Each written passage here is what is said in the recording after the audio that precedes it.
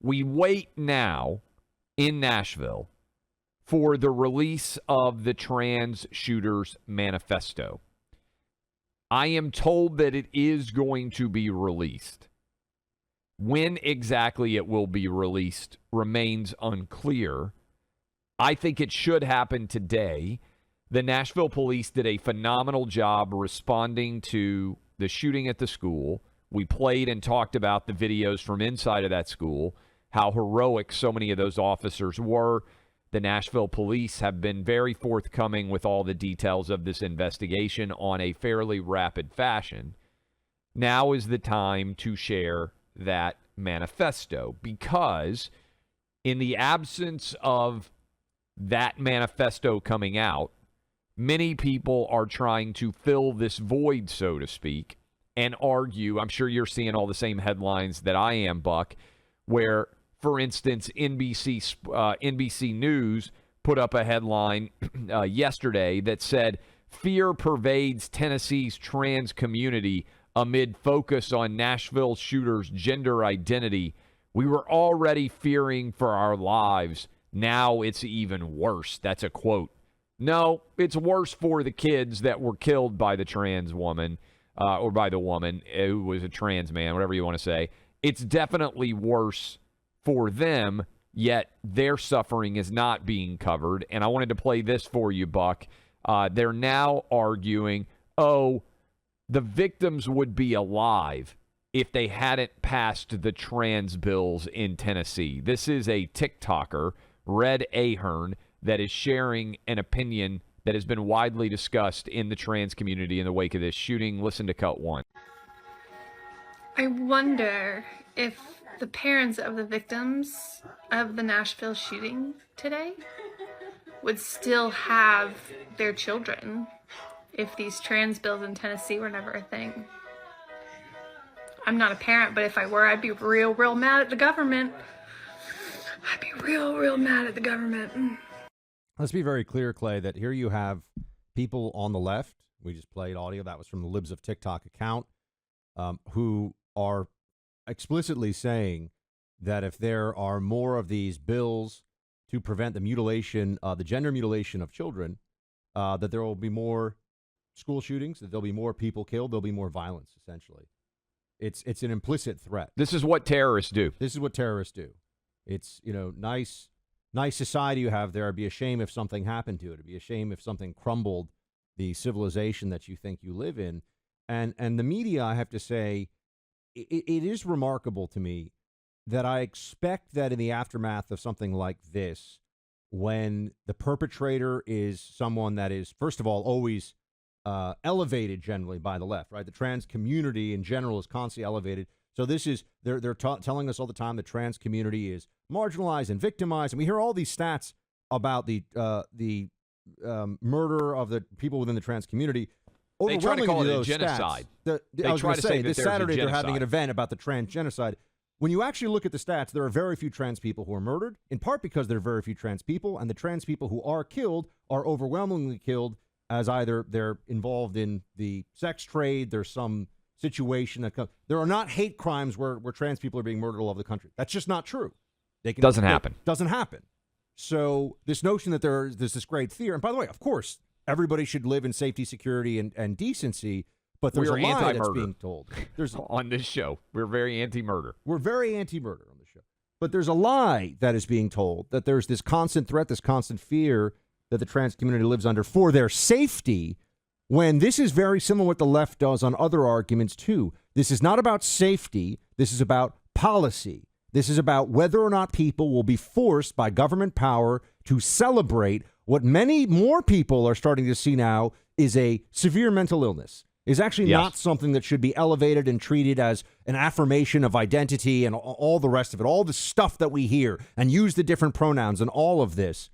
What they're doing is what the left always does. If you don't agree with me, you're literally committing violence against me. That's what they say. If you don't agree with me on go down any range of issues, this is why they shout down speakers in schools. This is why they don't allow conservatives to even have a voice that they will hear from, whether it's a Fifth Circuit judge, as we saw recently at Stanford University Law School. So they're doing this purposefully so that people won't have an honest conversation about it. And the media, by the way, is going, I thought they would be horrible, but they find new levels of horribleness. I mean, there is something ghoulish and demonic in the soul of the Democrat-aligned media. This was from Reuters. I'm not even picking the crazy far left stuff, right? I mean, that's what we just had libs of TikTok. Clay, former Christian student kills 3 children, 3 staff in Nashville shooting. Did you see that headline? That is the Reuters headline. I didn't see that one, but... Former Christian student kills 3. Oh, gee. I wonder, are we all supposed to be so stupid that we don't see the politics? The victims here, Christian children, Christian adults, a Christian school, but because the trans left-wing lunatic perpetrator attended the school 20 years ago, that's what they lead with, Clay. Gee. And we played for you, I believe it was yesterday, CNN saying, look, the fact that the shooter was trans is a major distraction from the real story here, which is guns. Yesterday, MSNBC also climbing on that argument, focusing on the transgender identity. MSNBC, this is Ali Velshi, they're saying here in this conversation, it's actually uniquely dangerous to the trans community to point out that someone in the trans community committed cold-blooded murder of 6 innocent people. Listen. Hormone therapy. We have no idea if the shooter was undergoing hormone therapy, but in the words of Congressman Green, quote, everyone can stop blaming guns now, which is really code for focusing on the shooter's identity, something conservatives don't seem overly concerned about when the shooter is a white man, which is often. Trans people are already more likely to experience violence simply because they are trans people, so the right focusing on that is uniquely dangerous. And we have to respond to that. But it is also a distraction because there are plenty of trans people in plenty of countries all over the world. But once again, America is the only nation where shootings like this happen over and over again. So maybe it's not mental health or video games or hormones. Maybe it's the guns. Okay. The guns. The guns are not going anywhere. I wish somebody would just follow down the rabbit hole. Randy Weingarten's an imbecile, Buck. But she at least came out and said, we need to go collect everybody's guns. Did you see that clip of her basically saying, at least whether you agree or disagree with her, and certainly I think almost everyone listening to us right now disagrees with her, at least she's not pretending away what she wants to do, which is the ultimate goal here, period. I think this is an important point that you're making here, which is that the only honest argument on the left, the honest argument would be, we're taking all of your guns, we're sending agents of the state with guns to take your guns, and they will shoot you if you don't give your guns up.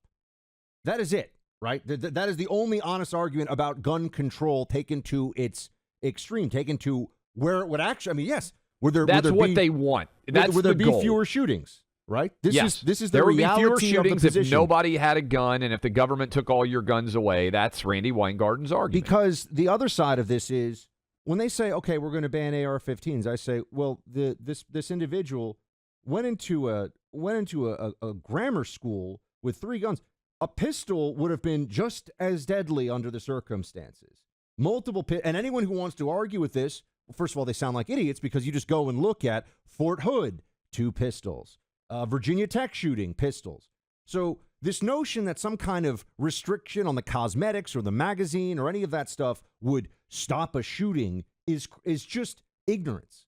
That's why this is why people in the Second Amendment community get so frustrated. It's, let's have the real talk. You want no Second Amendment, libs. You want no guns in civilian hands, period. And, you know, what's amazing is they talk about Australia, and they'll say, well, look at the Australian buyback program. Look at what a huge success it was. Australia has more guns in private hands now than it did before the buyback program. Just putting that out there, too. People have no idea what they are talking about, but they never actually go to the extreme of the argument because, Clay, when Joe Biden comes out and says, you know, we're gonna ban assault, right? You know, after he talks about the ice cream flavors, the whole point is to give emotional validation to Democrat voters who think people who own guns are bad and stupid and wrong. That's it. It's sticking a finger in the eye of the people on the other side of politics that you don't like. No serious person who knows the data, who knows history, and who knows reality thinks that making a change like this, assault rifle ban, well, it's going to, at best, you might, if you could eliminate every single rifle shooting in the country, you might bring down the violence rate by 1%. And of course, that's not going to happen because people are going to have illegal guns because that's who kills people. Buck, when this happened, we were talking off air. And I said, based on these details, we didn't say it publicly on the air, but I was like, this feels like it's probably going to be a trans shooter to me. That was my prediction. And I didn't know if you want to, just so you all know, Clay said this to me, and I will confirm this because you just said it on air, right when this happened based on what's going on in Tennessee. And I looked at him and, of course, we would never say anything on the air we couldn't, provide factual basis for and don't want to speculate, but the two of us talking about where this was going privately. And then I said, and if I'm right, this story will vanish because the CNNs and the MSNBCs will not want to talk about a trans shooter. If this were a Trump-supporting right-winger, Joe Biden would already be on the ground in Nashville. Just like Joe Biden didn't go to East Palestine, Ohio. Buck, why is the president not here? The president traveled to Buffalo. President traveled to basically anywhere where he can sell the narrative of right-wing extremism, try to tie it into January 6th, everything else. I don't think he's going to come to Nashville at all over this shooting. And look, I understand there are a lot of people out there listening to me in Nashville who say, yeah, we don't want him here. We don't want him in the state of Tennessee. I understand. But where the president travels sends a message about what the president thinks is important. And Joe Biden said, I'm here to restore the soul of the nation. Wouldn't that include pointing out when crazy trans people are, it appears, attacking religious people? That seems like a direct threat to the soul of the nation. What could be a more obvious and ghoulish and horrific evil than an adult walking into a school like this and seeing a 9-year-old girl and shooting that 9-year-old girl and then doing it again and again? There is nothing more evil than this. And every person, and certainly every parent in the country, knows that. Why Joe Biden has not already flown to this part of Nashville and is not hugging the parents and telling them, we'll do everything we can for you. We are so sorry as a nation. I would like to hear some Democrat try to explain why that has not happened yet. He's too busy. Has to go, go for day number 400 out at the beach house. Really? Too busy for this? Unacceptable. And if it were a Trump individual, Trump supporter, he would have already been here. I really do believe that.